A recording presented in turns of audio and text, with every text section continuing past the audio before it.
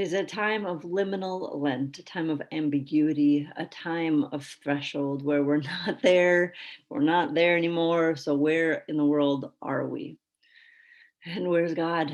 Well, God is here. God is with us. So our text for this today comes from Genesis, the chapter 3, verse 19.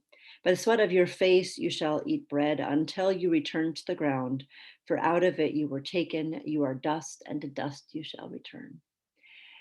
As we remember in the second creation account, God created Adam and Eve out of the dirt, forming it with God's very hands into a creation, a new creation, humankind, and then breathing life into that dirt and making life. And then enters on the scene the serpent, who says, instead of creating, who says, did God really say? And causes Adam and Eve to not trust, to doubt, to be separated from that love of God for them. And there are consequences to that sin, that separation from God, not trusting. And in this last little bit of Genesis chapter 3, we hear of the beginning of those consequences lying out. They still have their vocations. They still will work the earth. They still will bear fruit. And yet it will be more difficult.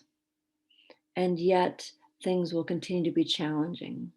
The curious thing about this text, though, is that God continues to provide even after they sin. God continues to be faithful. God continues to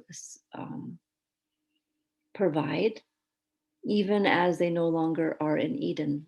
And that very dirt that God formed Adam and Eve out of, and that dirt to which they will return, is also the very dirt into which the seeds of our life are planted.